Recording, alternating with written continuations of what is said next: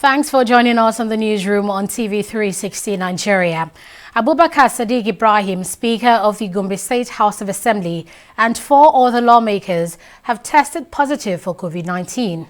The cases were confirmed on Monday when results of the samples sent to the Nigeria Center for Disease Control Laboratory were released. The development comes 1 week after Gombe State Governor Mohammed Yahaya ordered the closure of the office of the Secretary to the State Government and the Government House Clinic following the death of a director in the office of the SSG.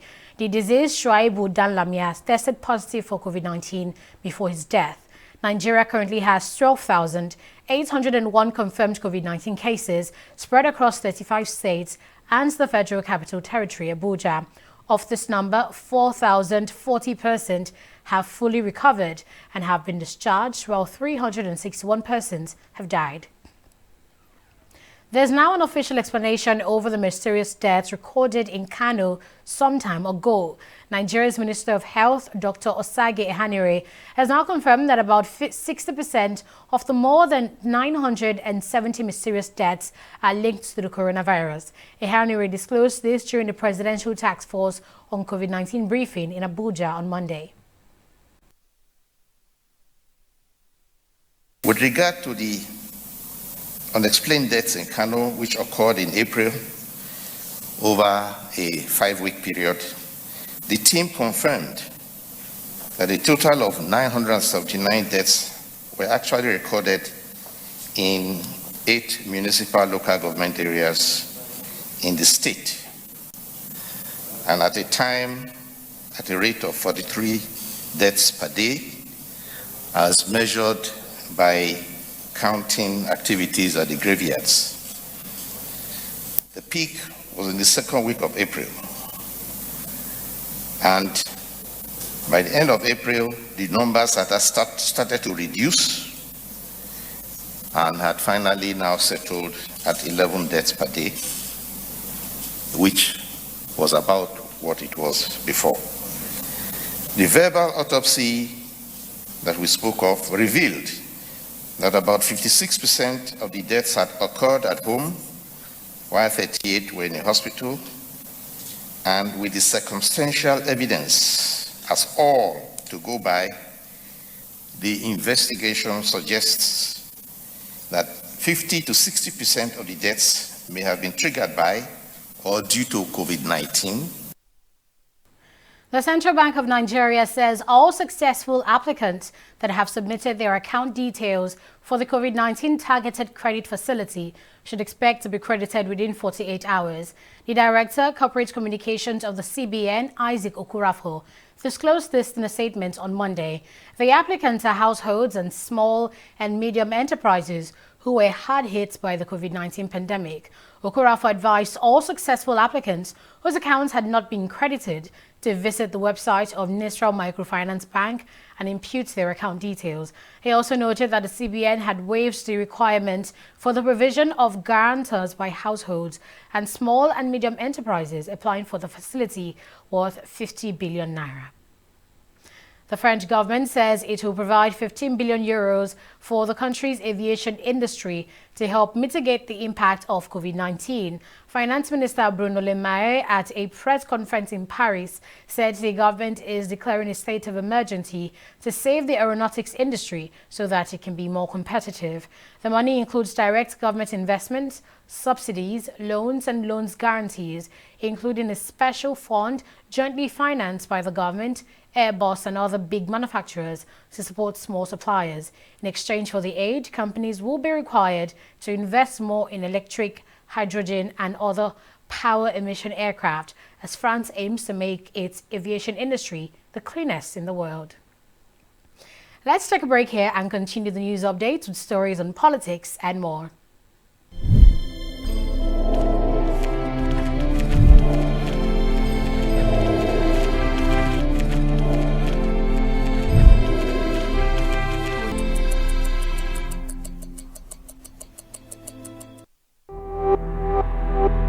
James, I don't know. You need to answer your call. Try this. Hello. Is this Mr. Peter? I'm calling from the NCDC. Your friend, Mr. James Okrikwocha, was brought in this morning and tested positive for the coronavirus. He mentioned that he had been in close contact with you. God forbid bad thing. Sir, I am not saying that you have the virus, but you have spent some time with him over the past 14 days, and it is better if you self-isolate immediately. I don't know any James at all.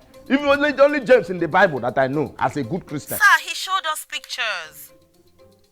Now, wow. If you have come in contact with someone who has tested positive for the coronavirus, self-isolating is key to protecting those around you. Remember, viruses don't move, people do. Stopping the spread is in your hands. This message is from the Akinfade Foundation in partnership with the National Orientation Agency with support from MacArthur Foundation. Senator Orji Uzor Kalu, the Chief Whip of the 9th Senate, has resumed legislative duties at the National Assembly complex on Tuesday. The former Abia State governor arrived to the Senate wing of the nation's parliament, where he exchanged pleasantries with his colleagues and other legislative staff. The senator and others were convicted and sentenced for 7.1 billion naira fraud in December last year, but in a unanimous decision by a 7-man panel led by Justice Amina Ogi on May 8th, the Supreme Court of the Federal High Court in Lagos acted without jurisdiction when it convicted Kalu, his firm, Slok Nigeria Limited, and a former director of finance in Abia State, Jones Udegu, in December last year. The Federal High Court then granted Kalu's prayer and ordered his release from the Kuje prison last Tuesday after almost over 6 months of incarceration.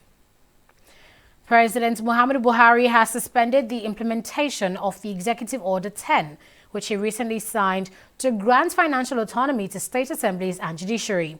The decision was reached after a meeting between the governors, chief of staff to the president, Ibrahim Gambari, and some ministers in Abuja on Monday.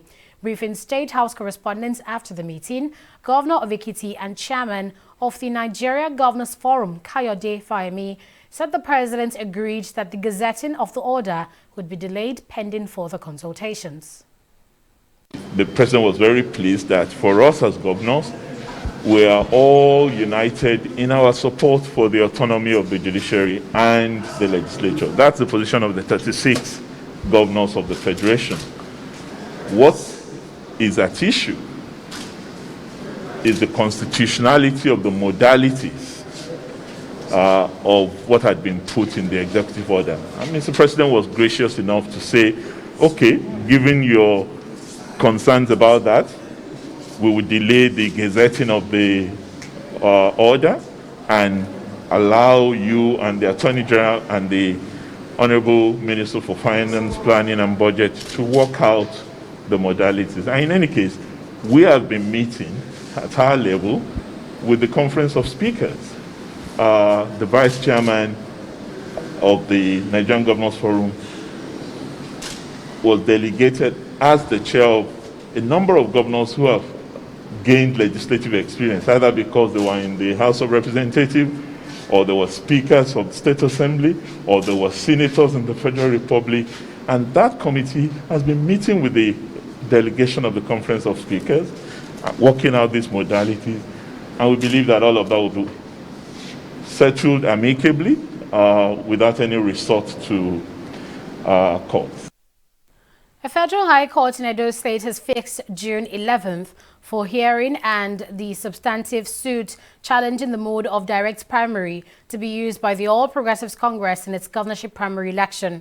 The National Working Committee, headed by Adams Oshomole, had decided on direct primary, but the faction of Edo APC loyal to Godwin Obaseki, the governor, had insisted on indirect primary. Matthew Idori-Kweme, a governorship aspirant of the APC, had approached the court seeking an order to restrain the party from proceeding with the direct primary. According to the plaintiff, the APC constitution provides that states are at liberty to suggest the mode of primaries to the National Working Committee of the party, adding that they have suggested indirect primaries, which should be considered. And now to politics and Lagos. The House of Assembly in Lagos State has cleared its Speaker, Mudashiru Obasa, of corruption allegations levied against him by an investigation published by Sahara reporters. Obasa had been accused of owning over 60 bank accounts, which he allegedly used to embezzle public funds. The reports accused him of using his office to misappropriate funds and allocate contracts to himself through third-party sources, as well as other acquaintances. But addressing the 9-man fact-finding panel chaired by Victor Akonde on Saturday, Obasa denied the allegations. At the plenary session on Monday, Akonde presented the report of the fact-finding ad hoc committee to the House, where he described the allegations made against Obasa as frivolous, while insisting that the Speaker followed due process in all his dealings. The chairman of the probe panel also recommended that Aziz Sani, clerk of the House, investigate how documents which led to the allegations against the Speaker was leaked. We'll take a break here and bring you up to speed with news in business after this.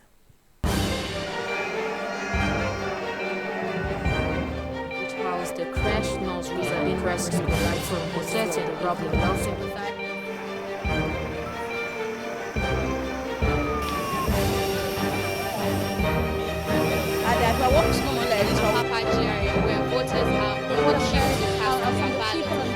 That the election has been postponed and Nigerians have reacted. Local area of Lagos as early as 7 a.m. Some minutes past the incident has been managed. Headquarters this morning.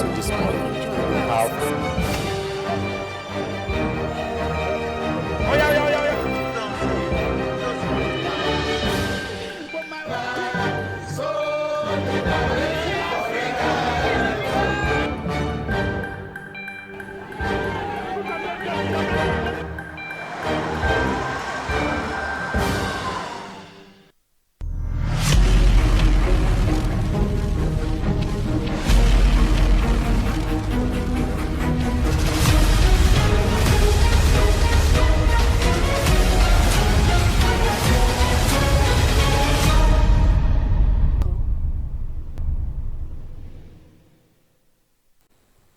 Despite lockdowns introduced to contain the spread of COVID-19 in Nigeria, huge cash transactions in the economy has continued to rise as currency in circulation rose to 2.35 trillion naira in May. Statistics obtained from the Central Bank of Nigeria on Monday showed that the figure, which stood at 2.29 trillion naira as at the end of March, rose to 2.3 trillion naira as at the end of April. The Apex Bank stated that currency in circulation at the end of November 2019 rose by 9.9% to 2.2 trillion naira, in contrast to the decline of 0.4% at the end of third quarter 2019. According to the Apex Bank, analysis of the currency in circulation showed that the large and increasing portion of Nigerian currency outside the commercial banking system was held by the general public, who hold a lot of the new banknotes. Derek Chauvin, the dismissed police officer charged with the murder of George Floyd, has been granted bail in the sum of $1 million. Chauvin, who was filmed pressing his knee on the handcuffed Floyd's neck for nearly 9 minutes, made his first court appearance on Monday. He's charged with second-degree murder, third-degree murder and manslaughter. In a procedural hearing that did not require Chauvin to submit a plea, the Hennepin County District Court judge set his bail at $1 million with conditions and $1.25 million without conditions. Meeting the conditions would require him to surrender his firearms, not work in law enforcement or security in any capacity, and have no contact with the family of Floyd. If convicted, the 19-year veteran of the police could face decades in prison. Manchester United legend Tony Doon has died at the age of 78. Doon, a former Republic of Ireland fullback, joined United as an 18-year-old in 1960 and made 535 appearances for the Red Devils in a 13-year spell. Regarded as one of the club's finest ever fullbacks, Doon was part of the side that won the United the first European Cup in 1968. The left-back won 2 First Division titles and an FA Cup, which Shaw won in 1960 before joining United for €5,000. He helped Matt Busby's side lift the First Division title in 1965 and in 1967, before United became the first English side to win the club's football's greatest prize a year later, beating Benfica 4-1 at Wembley. And that's it on this hour on the newsroom. Thank you for watching.